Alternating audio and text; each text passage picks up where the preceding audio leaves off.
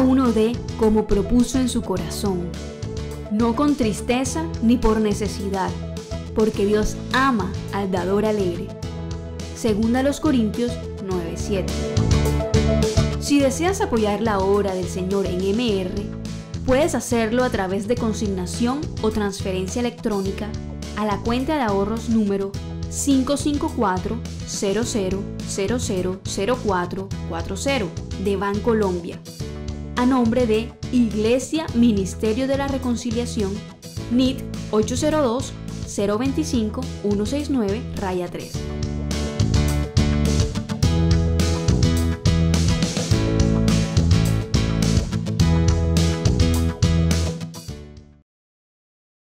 Mi hermano, la gracia y la paz de nuestro Señor Jesucristo sea con ustedes en esta noche.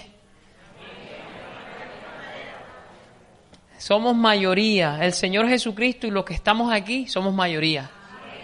No te dejes deprimir por algunas sillas vacías, porque somos mayoría en esta noche. Tienes que creerlo. Mis hermanos, es un privilegio nuevamente subir a esta plataforma que el Señor ha establecido para que nosotros, servicio a servicio, le ofrezcamos servicio y recibamos su consejo. Él nos ha enseñado a que debemos redimir bien el tiempo, pero también nos ha enseñado que una oración nunca está de más. Vamos a poner este tiempo en las manos del Señor y quiero que ustedes, mis hermanos, me acompañen. Tú puedes cerrar tus ojos, puedes inclinar tu rostro y apóyame en oración. Señor, lo hemos dicho, tú nos has enseñado a que debemos redimir bien el tiempo, Dios. Ayúdanos a que este compartir de tu palabra no sea un tiempo desperdiciado, Señor. Que no estemos aquí de manera displicente ni distraídos. Padre, sabemos que es tu Espíritu el que nos ha convocado. Y sabemos que si no fuese por tu Espíritu, Señor, ninguno de los que estamos aquí tendríamos capacidad de predicar tu palabra. Ni mis hermanos aquí sentados tendrían la capacidad de recibirla si tu Espíritu no abre la mente y no abre los corazones. Te damos gracias, Señor, por este precioso libro. Padre, por los hombres que tú inspiraste para que fuera escrito. Por los hombres que tú usaste para preservarlo a través de las generaciones, Señor, y que nos llegara en español para que tú nos hables en nuestro propio idioma en esta noche, Señor. Recibimos que el consejo tuyo lo absorbemos todo y tú produces en nosotros el querer como el hacer para ponerlo por obra. Te damos gracias, oh Señor Jesús, y contamos con tu bendición y con tu aprobación de lo que se va a exponer en esta noche, oh Dios. En el nombre de Jesús, amén. Amados hermanos, en los últimos servicios, el Señor le ha placido utilizar a diferentes ministros de esta casa para centrar nuestra atención en ciertas verdades que la Biblia misma llama misterios, cosas que estuvieron ocultas por muchos siglos y no le fueron reveladas ni siquiera a profetas, ni siquiera a Moisés, sino que el Señor las reservó para este tiempo, para nosotros. Y me llama la atención que en las últimas prédicas de nuestro hermano Harley, yo caí en cuenta de que el Señor constantemente está utilizando cosas físicas o cosas materiales para explicarnos o ayudarnos a entender verdades espirituales. Ustedes saben que hay cosas que se ven y hay cosas que no se ven. Las que se ven son temporales, pero las que no se ven son eternas. Pero el Señor, como a través de estos ojos físicos no podemos ver las cosas espirituales, Él tiene que ayudarnos a través de imágenes que Él utiliza, cosas físicas para representar, para hacer una simbología, para darnos una figura de una verdad profunda en el espíritu. Y es así como en esta semana, en estas semanas que han pasado, el Señor nos ha dicho que somos un cuerpo. ¿Cuántos cuerpos? Uno. Utiliza la imagen del cuerpo humano, del cuerpo físico, para decir que a pesar de que somos muchos miembros, somos uno solo. Es un misterio porque tú ves que somos miles y miles y millones alrededor del mundo y a lo largo de la historia. Pero el Señor dice que somos un cuerpo. El Señor nos ha dicho también en los pasajes que leía el hermano Harley de Efesios, principalmente capítulo 1 y capítulo 2, que aunque somos muchos en Cristo Jesús, somos un solo y nuevo hombre. Uno solo. Y ese hombre es creado según Dios. Se nos ha dicho también que somos una familia, la familia de la fe, la familia de Dios. ¿Cuántas familias? Una sola. Figuras todas de cosas físicas, de cosas materiales, para que entendamos la profundidad de nuestra relación con Jesucristo. Se nos ha dicho también que somos un templo, un edificio del Señor. Y yo no sé si a ti te ha pasado en estas semanas con estas enseñanzas, a uno como que se le ha incrementado el amor por los hermanos. ¿Tú no has experimentado eso? Se le ha incrementado a uno el deseo por preocuparse más por los hermanos. El Señor ha ido espantando el egoísmo ese que caracteriza la naturaleza humana, de nada más preocuparte por lo tuyo y por lo tuyo. Y esa preciosura que el Señor trajo a través del hermano Harley de traer una compilación de todos los versículos que están diseminados en el Nuevo Testamento, donde dice los unos por los otros, los unos por los otros, los unos por los otros. Harley lo compartió el otro día por WhatsApp, son 32. Y aquí tengo algunos que yo decía, oye, y uno pasaba por ahí vez tras vez y nunca se le dio a uno por compilarlos todos y darse cuenta de que uno estaba en falta con relación a los hermanos. Entonces se nos ha activado el amor, se nos ha activado el deseo de amarnos los unos a los otros, el deseo de aceptarnos los unos a los otros, el deseo de perdonarnos los unos a los otros, el deseo de soportarnos con paciencia los unos a los otros, el deseo de no murmurar los unos contra los otros, el deseo de no quejarnos los unos de los otros, el deseo de tener comunión siempre los unos con los otros y de sobrellevar las cargas entre muchos otros. Son como 32. Entonces yo decía, Señor, gracias porque tú estás haciendo un mover y cada vez que tú utilizas un vaso, tú nos amplías la visión, nos amplías la visión. Y yo decía, es un privilegio que nosotros seamos parte de tu cuerpo. Es un privilegio que nosotros seamos parte de tu familia. Es un privilegio que nosotros hagamos parte de ese solo y nuevo hombre. Es un privilegio que nosotros seamos templo de tu espíritu como colectividad. Pero el Señor también me enseñaba, bueno, pero con ese privilegio también vienen responsabilidades. Y hay veces nos gusta quedarnos solamente en los privilegios y no en las responsabilidades. Dime tú si no es un privilegio hacer parte de la familia de Dios. Que Dios sea tu papá, tú eres familiar de Él porque tú eres hijo de Él, Él te engendró, Él te creó, como lo leíamos al principio con la lectura en la apertura. Se nos ha dicho aquí que si Dios fuese tío de nosotros, si tú fueses sobrino o sobrina de Dios, eso es algo grandioso. Pero la Biblia dice que no, eres hijo. Tremendo privilegio ser hijo de Dios. Ser templo, ser edificio de Dios, o sea, el lugar donde Dios habita, donde Dios mora. Ser habitado por el Dios del universo. El que ningún templo puede contener, ningún templo hecho de manos puede contener, tú ser habitado por ese Dios. Eso es un tremendo privilegio. Cuando hay mucha gente habitada por cualquier cantidad de cosas, gente habitada por odio, gente habitada por rencores, por amargura, gente habitada por miedos, por complejos, gente habitada por pasiones y por deseos que no pueden controlar, por lujuria, gente aún habitada por demonios. Tú y yo no estamos habitados por nada de eso, sino por el Dios del cielo, el que está aquí en esta noche. Eso es un tremendo privilegio. Y lo valoramos, pero no nos podemos quedar ahí. Necesitamos saber también cuáles son los compromisos y las responsabilidades que conllevan estos privilegios. Y yo siento de parte de Dios y me tracé 2 propósitos en esta noche. Aparte de las figuras físicas que Dios ha utilizado como imagen, como símbolo, como metáfora para explicarnos la profundidad de nuestra unión con Jesucristo, quiero traer una adicional, una más. Quiero explicártela, quiero por la palabra, si el Espíritu me ayuda a convencerte de que es así, si no estás convencido. Y el segundo propósito es ser utilizado por Dios para que tú salgas de aquí con tanta sed por la oración y por la comunión con Dios, que a partir de hoy el ministerio de la reconciliación entre en esos nuevos niveles que el Señor ha estado hablando acá. Son 2 propósitos, así que nos ponemos de acuerdo de que el Señor los cumple en esta noche. La otra comparación que quiero, aparte de las que mencioné y la que traigo esta noche, es que nosotros somos una casa. La iglesia de Jesucristo es la casa de Dios. Diga, la casa de Dios. Y te voy a llevar paso a paso. Yo sé que el Señor me va a ayudar a redimir bien el tiempo. Te voy a mostrar que Dios tiene casa. Dios no paga arriendo, ni vive debajo del puente, ni lo están echando, ni vive arrimado. Él siempre ha tenido, desde el Nuevo Testamento, Él está diciendo que Él tiene casa, y es una sola. Vamos al libro del profeta Isaías. Isaías 56. Y si llegas prontito, te apresuras también a buscar Marcos 11, y los tienes los dos allí.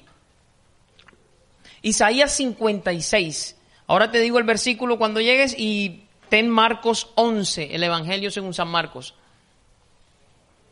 Este es el Dios hablando a través del profeta Isaías al pueblo de Israel y a los extranjeros, a los gentiles, a la gente que no era del pueblo de Israel, incluso a los eunucos. Vamos a Isaías 56, verso 6, por favor. Dice, es una porción. De pronto la saqué del contexto un poquito, empezando desde el verso 6, porque me quiero centrar en una frase. Lo que quiero que te centres es en una frase que prueba que Dios tiene casa. Desde por allá, desde el Antiguo Testamento, Él decía que tenía casa. Dice, verso 6, y a los hijos de los extranjeros que sigan al Señor para servirle y que amen el nombre del Señor para ser sus siervos, a todos los que guarden el día de reposo para no profanarlo y abracen mi pacto, yo los llevaré a mi santo monte y los recrearé en mi casa de oración. Diga, mi casa de oración. Ahí está el posesivo, mi casa. Ya desde el Antiguo Testamento Él tenía su casa. Dice, sus holocaustos y sacrificios serán aceptos sobre mi altar, porque mi casa nuevamente será llamada casa de oración para todos los pueblos. Dios tiene casa. Lo que me llama la atención de aquí es que Dios, cada vez que menciona lo de su casa, en este pasaje, le agrega un calificativo. Dice que es de oración. Por lo general, cuando tú hablas de tu casa, tú nunca dices mi casa bonita, mi casa, tú dices mi casa simplemente, pero Dios aquí le agregó casa de oración, o para que no quede duda cuál es el propósito de su casa. Este mismo versículo lo citó Jesucristo en un incidente que aparece en Marcos 11. Vamos a Marcos 11. Ojo, y aquí se estaba refiriendo principalmente al templo de Jerusalén. ¿Sabes que Jerusalén? Creo que en Jerusalén ha habido dos templos, ¿cierto? Harley, 2 templos. El que construyó Salomón, Dios a través de Salomón, fue destruido por los babilonios. Después los Zorobabel, creo que aparece en Nehemías y en Esdras, que reconstruye el templo.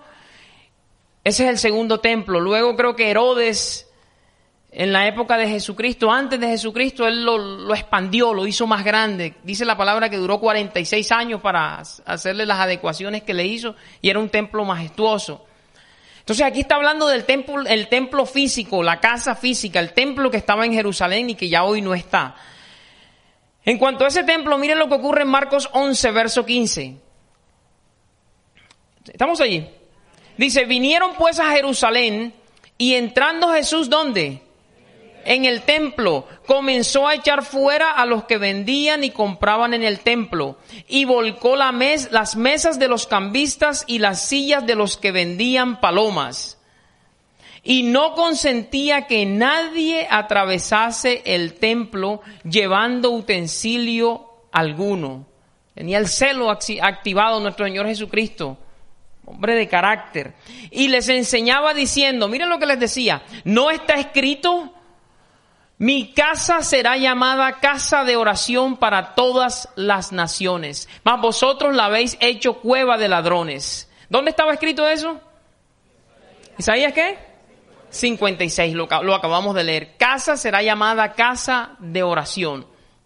Ahora, tú dirás, bueno, pero ya el templo no está. El templo fue destruido por allá en el año 70 de esta era, de esta época, por los romanos, y ya no hay templo. Escasamente creo que lo que queda es un muro, el muro de los, que llaman muro de los lamentos. Eso hace parte de lo que era el templo.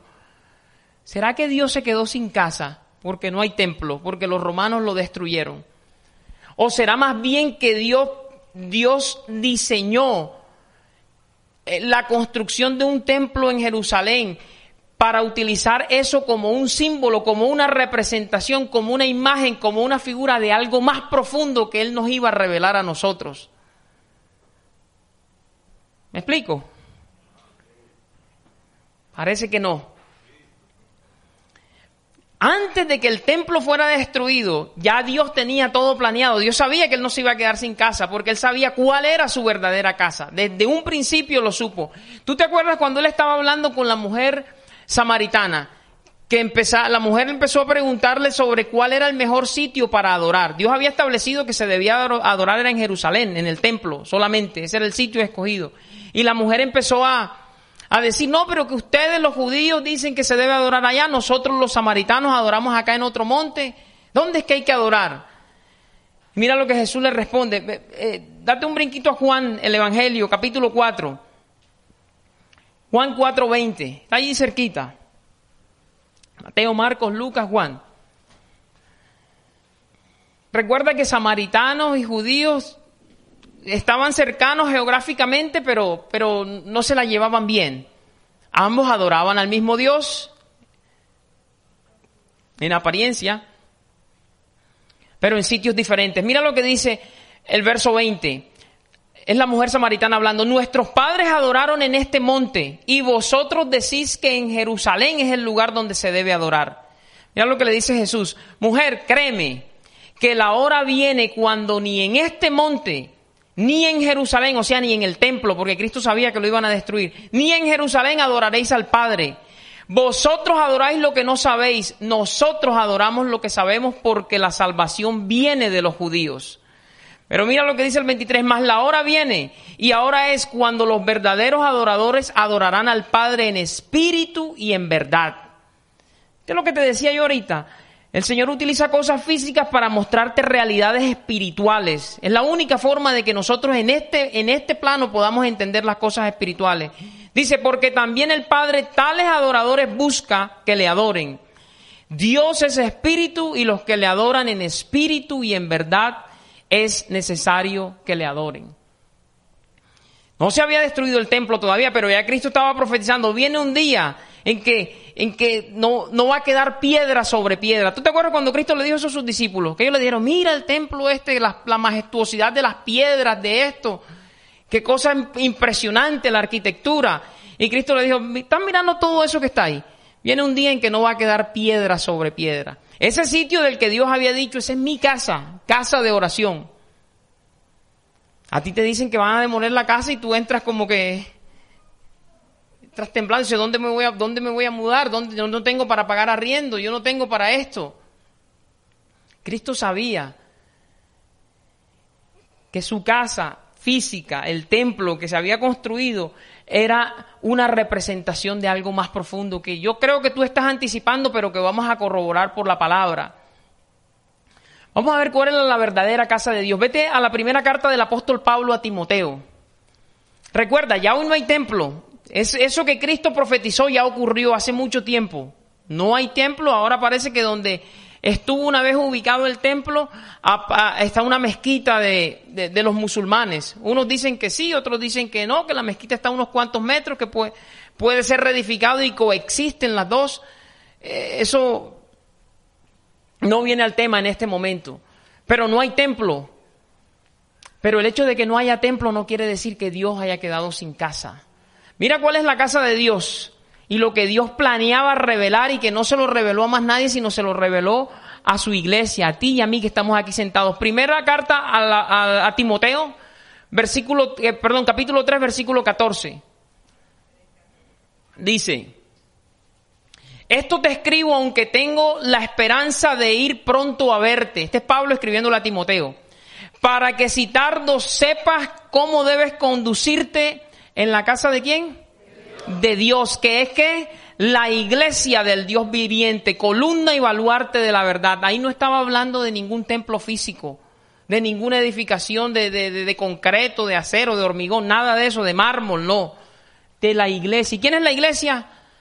Tú y yo y los cristianos, los creyentes genuinos de todas las épocas y todas las generaciones. Esa es la verdadera casa de Dios. Hermano, pero usted no puede coger un solo versículo y hacer una doctrina de él. Bueno, vamos a llamar a 2 testigos más. Vamos al libro de Hebreos, a la carta a los Hebreos. Carta a los Hebreos capítulo 3. El Señor nos está llevando a que entendamos todos estos aspectos. Somos cuerpo, somos un solo hombre, somos familia de Dios, somos templo, somos pueblo adquirido, nación santa. Hoy nos está diciendo somos casa también. Somos casa de Dios. Hebreos capítulo 3, empezando desde el primer versículo, dice: por tanto, hermanos santos, participantes del llamamiento celestial. Estamos en Hebreos todos.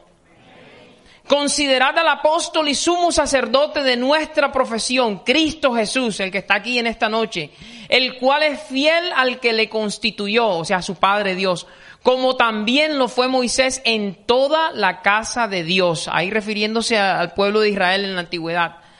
Porque de tanto mayor gloria que Moisés es estimado digno o sea, Jesucristo, cuanto tiene mayor honra que la casa, el que la hizo. Porque toda casa es hecha por alguno, pero el que la hizo, pero el que hizo todas las cosas es Dios. Y Moisés, a la verdad, fue fiel en toda la casa de Dios como siervo, para testimonio de lo que se iba a decir. Esto parece que en el original se podría traducir como ilustración de lo que se iba a enseñar más adelante. Y mira qué era lo que se iba a enseñar. Pero Cristo como hijo sobre su casa, la cual casa, ¿quiénes somos? Nosotros, si retenemos firme hasta el fin la confianza y el gloriarnos en la esperanza. Segundo testigo que dice que la casa no es hecha de manos, de hombre. La casa no es mármol, la casa no es cemento, la casa no es ladrillo, la casa somos nosotros, su iglesia. Tanto tú como individuo y todos como colectividad. O sea que aquí yo estoy en presencia de la casa del Señor y yo mismo hago parte de la casa de Dios. Mi hermano, pero eso tal vez nada más era Pablo, porque Pablo le escribió a Timoteo y se sospecha que Pablo también le escribió a los hebreos. Bueno, Pedro también recibió el mismo entendimiento. Vamos a Pedro, primera carta del apóstol Pedro, capítulo 4. Y Pedro, que era judío y Pedro oraba todos los días en el templo. Nosotros lo vemos en Hechos yendo al templo a orar a cierta hora y hacer milagros, pero mira el entendimiento que tenía Pedro por la palabra. Primera carta del apóstol Pedro, capítulo 4, verso 17. Igual, lo sacamos de contexto porque quiero que nos centremos en una sola frase. Llegamos. Dice, porque es tiempo de que el juicio comience, ¿por dónde? Por la casa de Dios. Y ahora te va a decir cuál es la casa de Dios. Y si primero comienza, ¿por qué? Por nosotros. ¿Quién es la casa de Dios? Nosotros. ¿Cuál será el fin de aquellos que no obedecen al evangelio de Dios? Bien, ¿lograste ser persuadido de que la casa de Dios no es una edificación de cemento? ¿Estás persuadido de eso? ¿Aceptamos por la palabra que tú y yo somos la casa de Dios? Un organismo vivo, no inerte, vivo. Bien, usando un poco de lógica, si el Señor desde el Antiguo Testamento, a través de Isaías, y lo corrobora por el Señor Jesucristo, por boca del Señor Jesucristo, que su casa tiene un calificativo, casa será llamada, ¿casa de qué? De oración. Y si tú y yo somos la casa de Dios, ¿a qué estamos llamados nosotros? A orar. O sea, no se justifica, no tiene carta de presentación que yo diga soy casa de Dios y yo no ore. No se justifica, no tiene tú cómo argumentar. Yo soy casa de Dios, pero la casa de Dios se debe reconocer, debe ser reconocida porque hay abundante oración, abundante. No, pero es que yo leo Biblia, sí, pero oración. Cuando uno acepta esto, versículos que aquí el Señor los toca una y otra vez, empiezan a cobrar sentido. Y ya tú no te irritas pensando, porque el pastor es que repite lo mismo. No, no es el pastor. Es aquel que estableció cuál era su casa y para qué era su casa. Cuando tú aceptas eso, tú empiezas a aceptar pasajes que dicen: estad siempre gozosos, orad sin cesar. Ojo, sin cesar, porque tú eres casa de Dios y la casa de Dios será llamada. Dad gracias a Dios en todo, porque esta es la voluntad de Dios para con vosotros en Cristo Jesús. Orad sin cesar. Hermano, ¿dónde está eso? Primera carta a los Tesalonicenses 5, 16 al 18. Ahí está. No lo busques porque te lo acabé de leer. Cuando tú aceptas que tú eres casa de Dios y que debes ser llamado casa de oración, porque eres casa de Dios, tú entiendes versículos como el que sigue. Sí, Primera Tesalonicenses 5, 16 al 18, los que están tomando apunte. Pero también entiendes este otro pasaje que dice: en lo que requiere diligencia, no perezosos, fervientes en espíritu, sirviendo al Señor, gozosos en la esperanza, sufridos en la tribulación, constantes en la oración. Entonces, una te dice orad sin cesar y otra te dice constantes en la oración. ¿Por qué? Porque tú eres casa de Dios y la casa de Dios será llamada casa de oración. Entonces, no es una incongruencia que Dios te esté exigiendo servicio tras servicio. Ora, ven a los servicios de ayuno. Estás teniendo intimidad con el Señor, lo estás buscando en el secreto, porque es que para eso eres casa de Dios. Si es que somos casa de Dios. ¿Dónde está ese último pasaje, mi hermano? Eso es en Romanos capítulo 12, verso 11 al 13. Cuando uno acepta esta verdad de que somos casa de Dios, entonces este otro pasaje que te voy a citar, también lo aceptas. Ya no como una imposición del pastor, como un capricho, es que el pastor nos quiere ver aquí todos los días. Venimos el domingo y ahora quiere que vengamos el lunes de oración también y el jueves de ayuno. No, ya tú no lo miras así. Ya tú entiendes que para eso fuiste creado. El pasaje de Efesios capítulo 6, no lo busques. Tú lo conoces, la armadura de Dios. Pero mira cómo cierra, dice: orando en todo tiempo. Ojo, en todo tiempo, con toda oración y súplica en el Espíritu, y velando en ello con toda perseverancia y súplica por todos los santos. Orando en todo tiempo, no dice unos días sí y otros días no. Una semana vienes al servicio de oración y ya te puedes saltar la otra porque ya viniste esta. No, en todo tiempo. Eso está en Efesios 6, 18. ¿Entiendes versículos como el que te voy a leer? Te voy a leer dos más, así que ten paciencia. Una vez Jesucristo le estaba enseñando a sus discípulos acerca de la necesidad de orar siempre. ¿Y qué? Y no desmayar. Orar siempre y no desmayar. Ahí está, orar siempre. Acá dice en todo tiempo, acá dice sin cesar, acá dice constantemente, constante en la oración. Mira que no te da margen como para que tú, entre comillas, cojas un recreo, cojas unas vacaciones. Es siempre.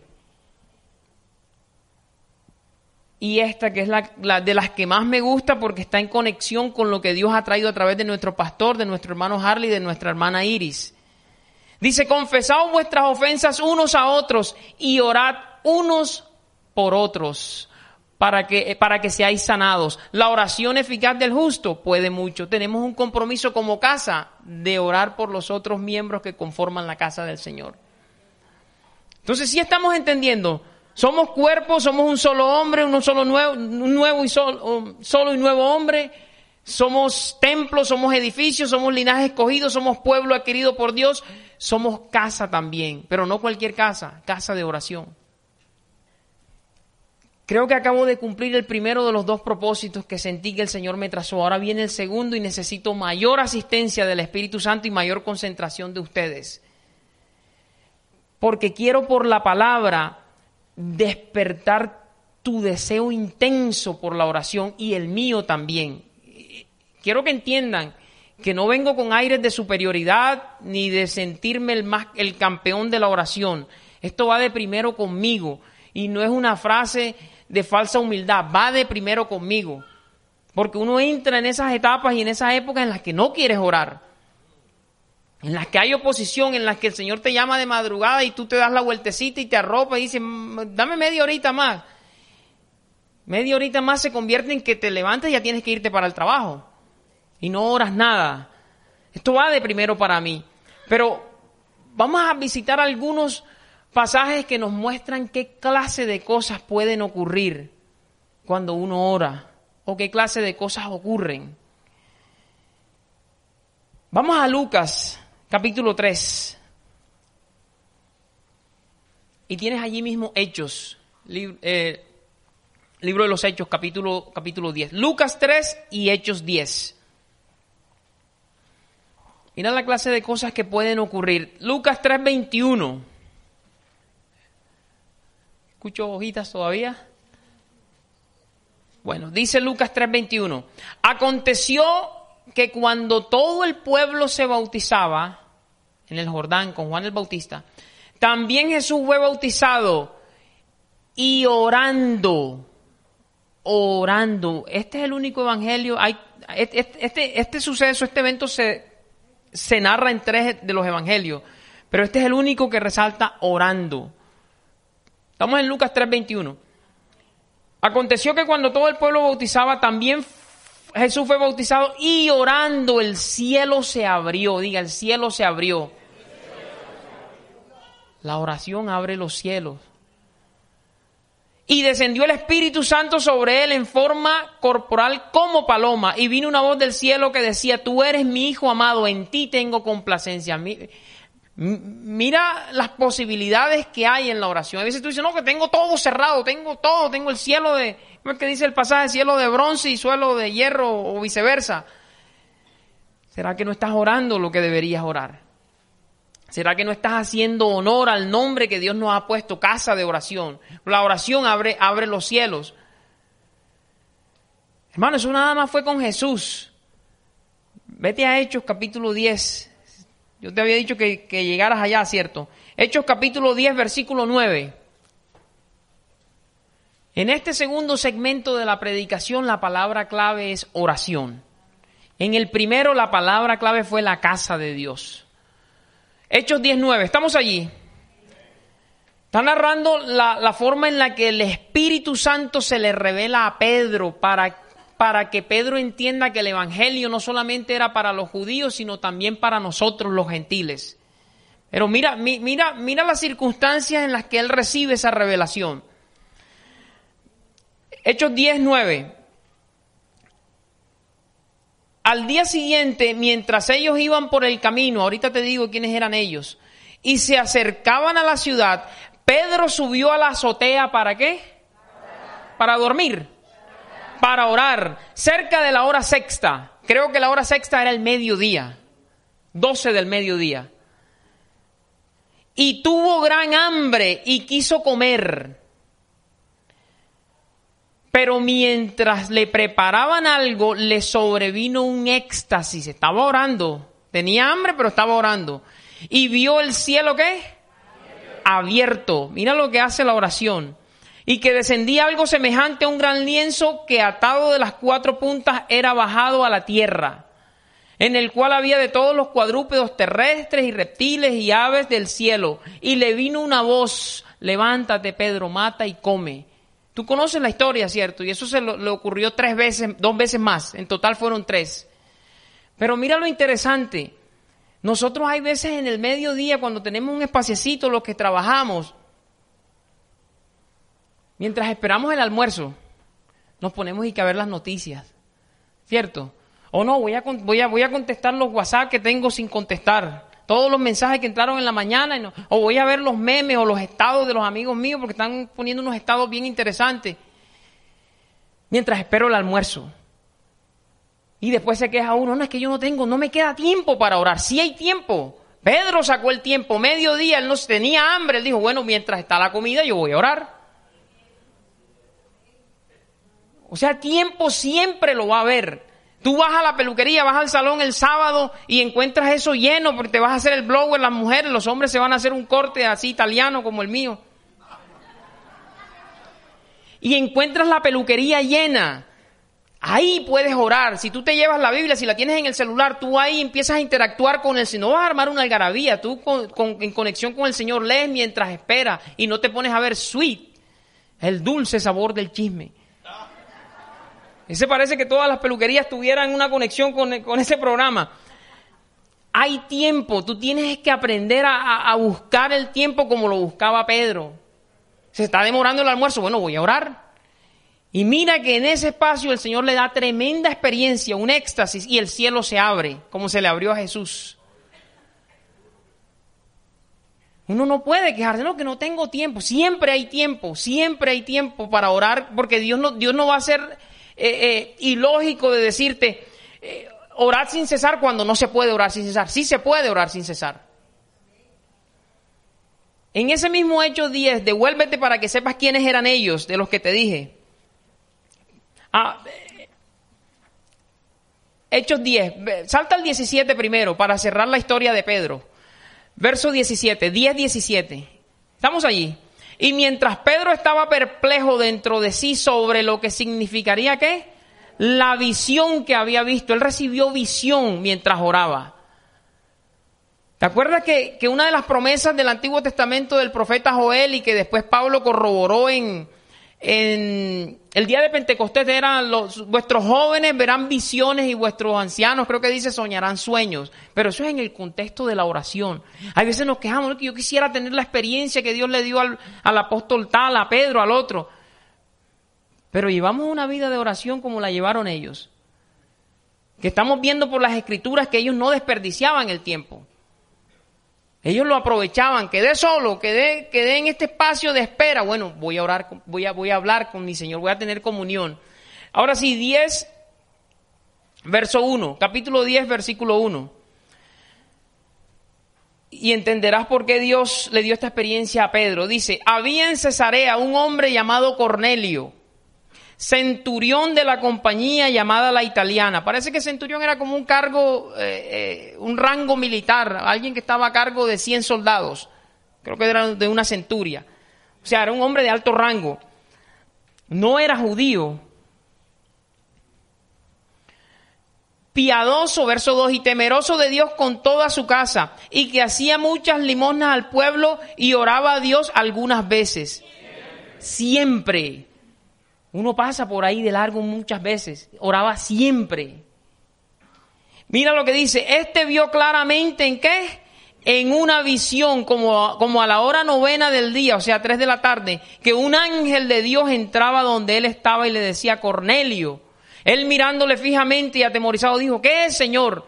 Y le dijo, tus oraciones, ahí está, y tus limosnas han subido para memoria delante de Dios. Ninguna oración está de más, dice aquí nuestro pastor vez tras vez. Nunca está de más una oración. Para Dios tampoco. Aquí tiene el respaldo bíblico de lo que nuestro pastor dice constantemente. El Señor va llevando registro de cada oración que uno eleva. Y ninguna queda sin respuesta. Pero tiene que ser siempre. Siempre.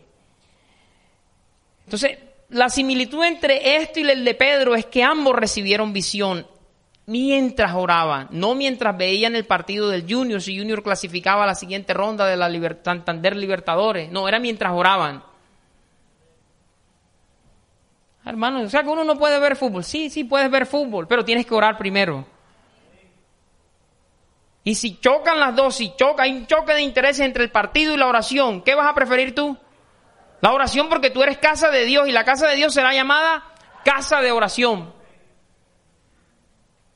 ¿Tú te acuerdas cuando Saulo de Tarso estaba respirando aún amenazas y muerte? Y pidió cartas para poder perseguir a los cristianos y encarcelarlos. Iba camino a Damasco y se encuentra con el Señor Jesucristo, el que está aquí. Ese que es nuestra cabeza y nosotros somos su cuerpo. Y él le dice, ¿por qué me persigues? La experiencia fue tal, la gloria del Señor fue tal que Saulo, en ese tiempo se llamaba Saulo, quedó ciego. ¿Tú recuerdas eso? Quedó ciego.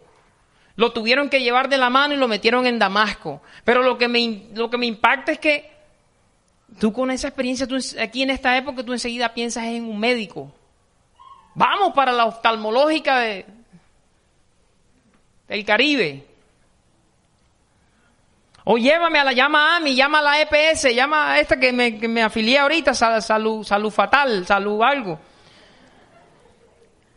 Él no llamó a nadie. Mira lo que hizo habiendo perdido la vista. Vete ahí mismo al libro de los Hechos, capítulo 9, o sea, devuélvete un capítulo. Verso 10. Él estaba en Damasco, estaba ciego, ya me adelanté. Estaba ciego en algún lugar y Dios levanta a otro siervo de él, llamado Ananías. No lo vayas a confundir con Ananías el de Zafira. Este es otro. Dice, capítulo 9, verso 10. Había entonces en Damasco un discípulo llamado, ¿cómo? Ananías, a quien el Señor dijo en visión, Ananías. Y él respondió, heme aquí, Señor. Y el Señor le dijo, levántate y ve a la calle que se llama Derecha, y busca en casa de Judas a uno llamado Saulo de Tarso, porque he aquí él duerme. Él ora. Y ha visto en visión, ahí está, la oración está conectada a la capacidad, a la posibilidad de recibir visión de parte de Dios. Ha visto en visión a un varón llamado Ananías que entra y le pone las manos encima para que recobre la vista. En esta porción que leí no lo dice, pero si tú lees todo el contexto, fueron 3 días que él duró ayunando y orando. Dios le da esta tremenda experiencia y me imagino que Dios en esos 3 días le hizo una depuración. La Biblia no lo dice, pero tú te lo imaginas. Le sacó las amenazas y le sacó la muerte que él respiraba y lo puso a respirar Cristo y presencia de Dios. La misma que estás respirando tú en esta noche. Dale la gloria al Señor. Porque nosotros respiramos es por Él. En Él vivimos, en Él somos y en Él nos movemos.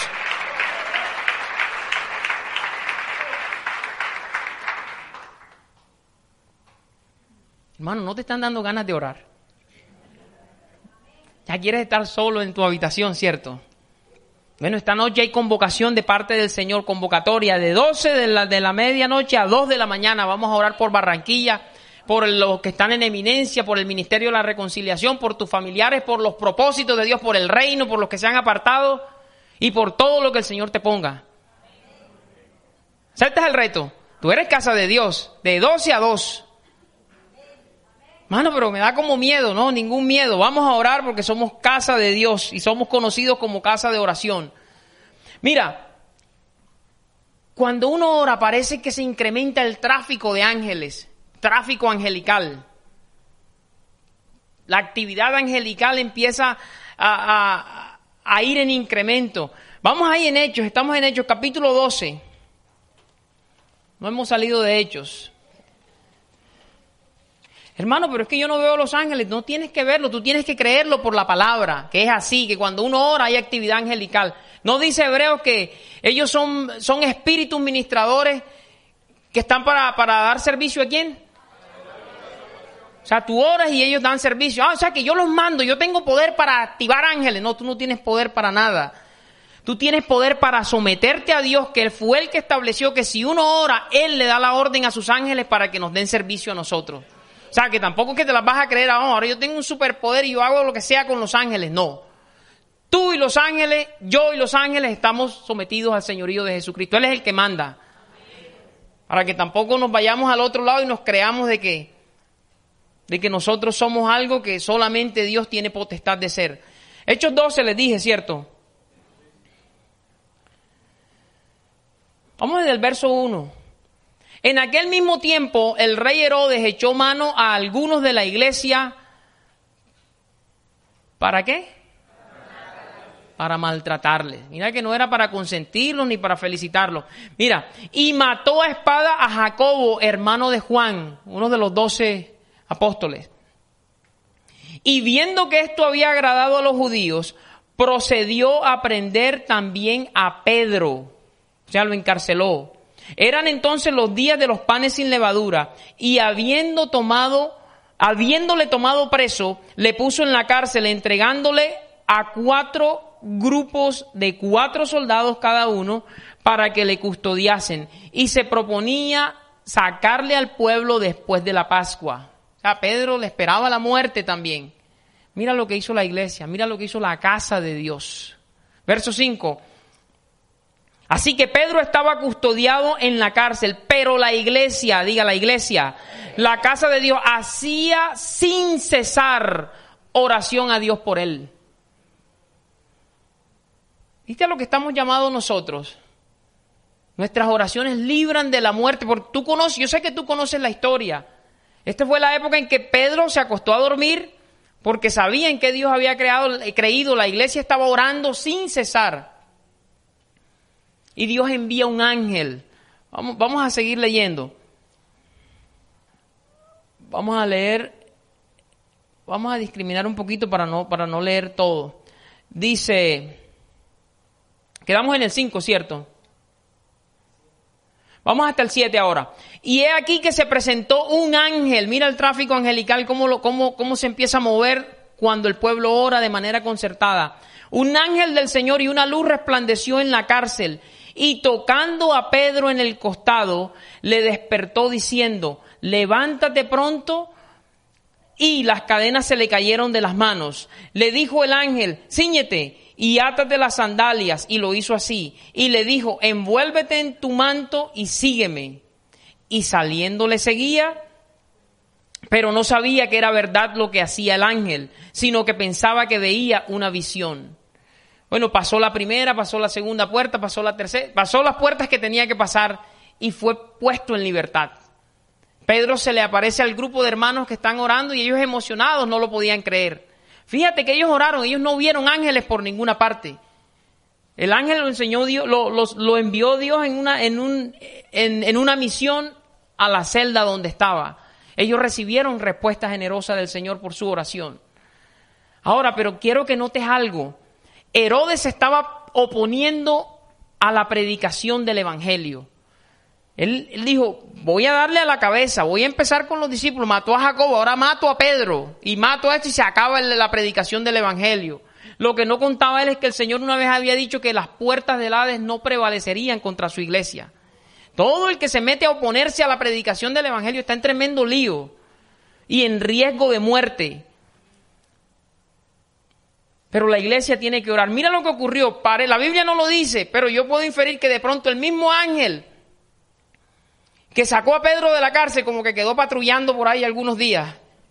Quedó haciendo ronda porque tenía otra misión. Mira la otra misión. Vete al verso 20 de ese mismo capítulo. Y Herodes, el mismo que había encarcelado a Pedro y que había matado a Jacobo. Herodes estaba enojado contra los de Tiro y de Sidón. Estamos en Hechos 12:20.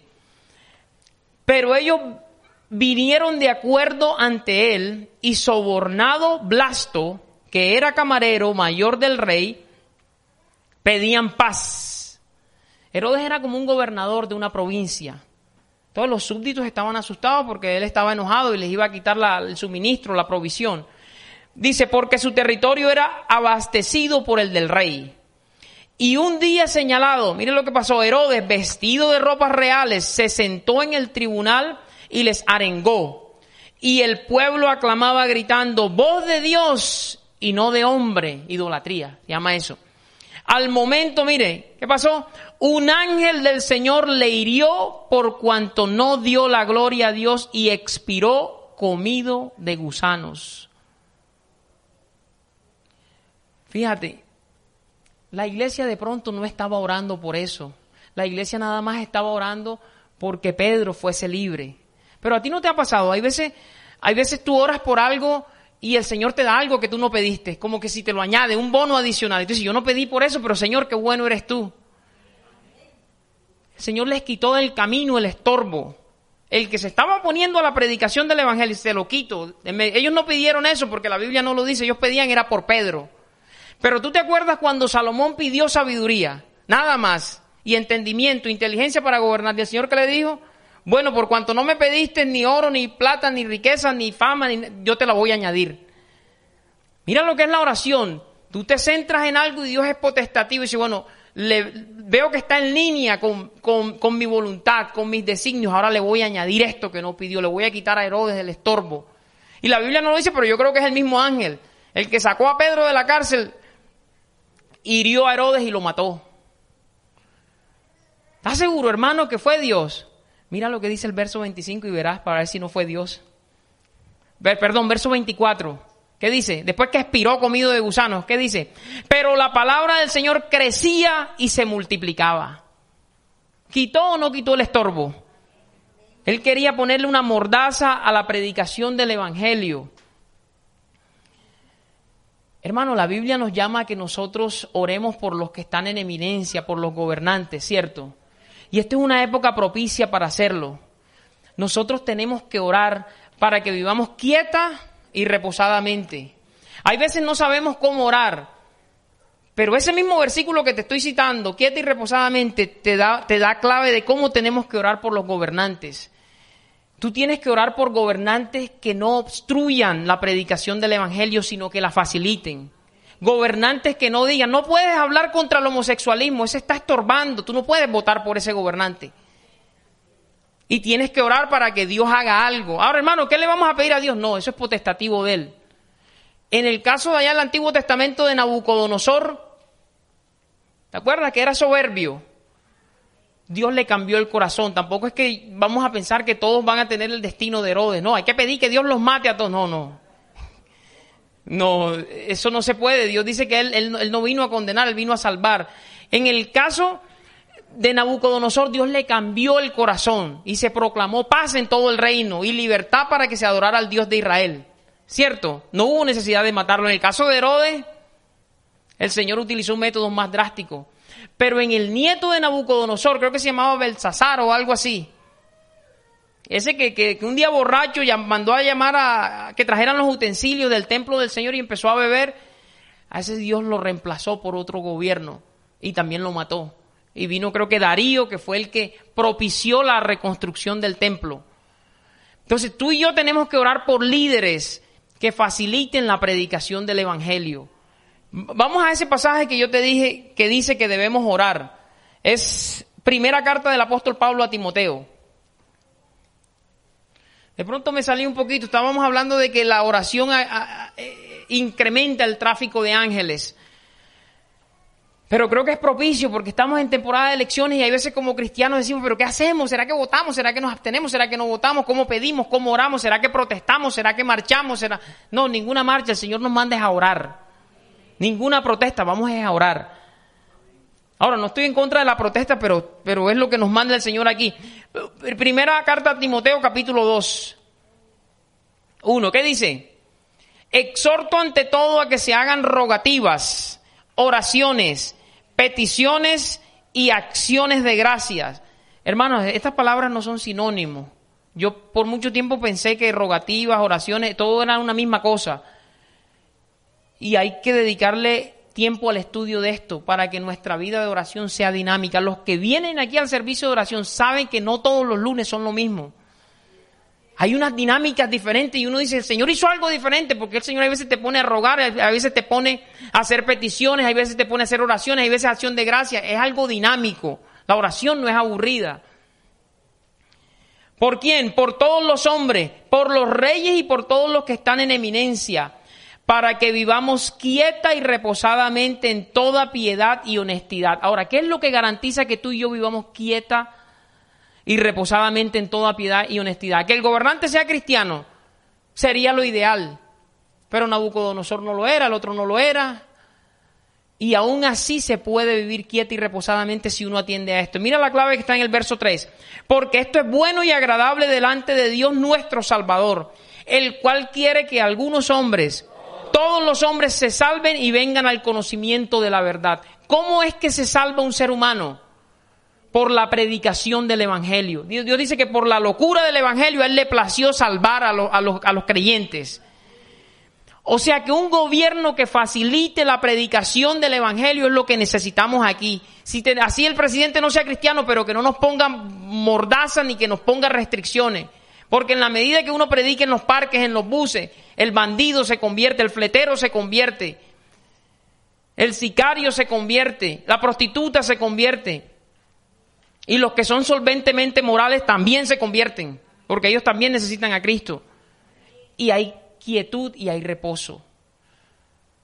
Sí me hago entender. Entonces esa debe ser nuestra oración. Señor, danos gobernantes que permitan la predicación del evangelio. Que no nos digan, no, que no puedes con los decibeles por aquí, que el megáfono hace mucho ruido. Nada, libertad para predicar es lo que tenemos que nosotros pedirle al Señor. El resto lo hacemos nosotros, con las fuerzas que da el Espíritu. Daniel, no lo vamos a buscar, pero Daniel duró 21 días orando y con un ayuno especial, diferente a los demás ayunos. No era total, era parcial. Y después en el día 24 recibió una visitación angelical. Y recibió revelación, recibió entendimiento acerca de los imperios que vendrían. Creo que era esa, la de los imperios que vendrían. Y recibió revelación del amor de Dios, porque el ángel le dice, Daniel, varón muy amado. En la oración se recibe revelación del amor de Dios. Hay veces, no, que Dios no me quiere, que a mí no me sale nada bien, que Dios se olvidó de mí, que Dios nada más bendice a uno, al otro.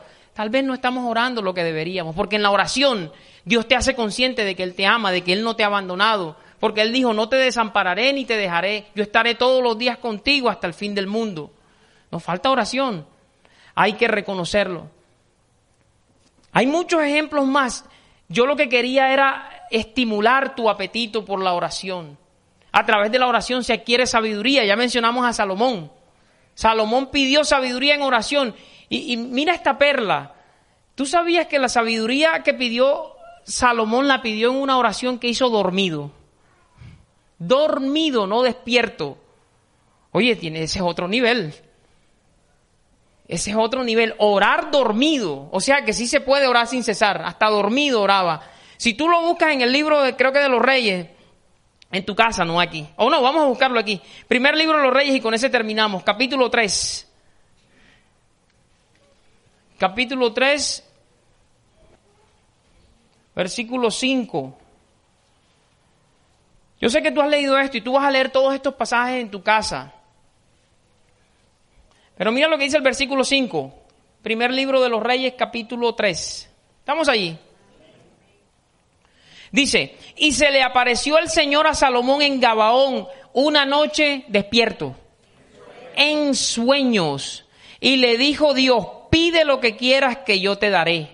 Y ahí está el relato, tú conoces qué es lo que pidió Salomón, y si no lo conoces, lo lees esta noche en tu casa.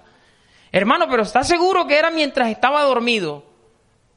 Bueno, ahí lo dice, en sueños, pero si te queda alguna duda, sáltate al versículo 15. ¿Qué dice el versículo 15? Cuando Salomón despertó, vio que era sueño. O sea que el hombre oraba dormido. Vuelvo y te repito, eso sí es otro nivel.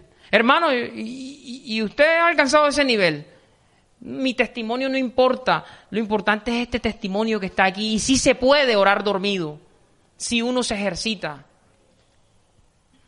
Hermano, si somos casa de Dios, tenemos que hacer honor al propósito con el que Dios estableció esa casa. Casa para que sea llamada casa de oración a todas las naciones. Mi deseo es que a partir de hoy el Señor nos arrope, como dice creo que Zacarías, derramaré espíritu de gracia y de oración sobre vosotros.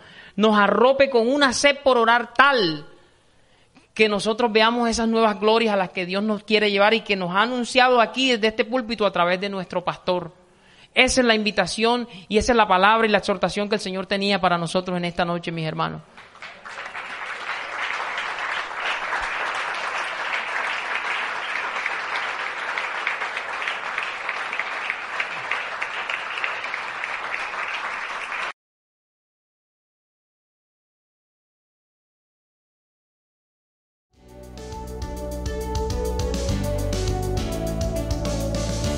Esperamos en el Señor que esta transmisión haya sido de edificación para tu vida. No olvides suscribirte y seguirnos en nuestras redes sociales. Te esperamos en una nueva ocasión. Iglesia, Ministerio de la Reconciliación, llenando la tierra del conocimiento de la gracia de Dios.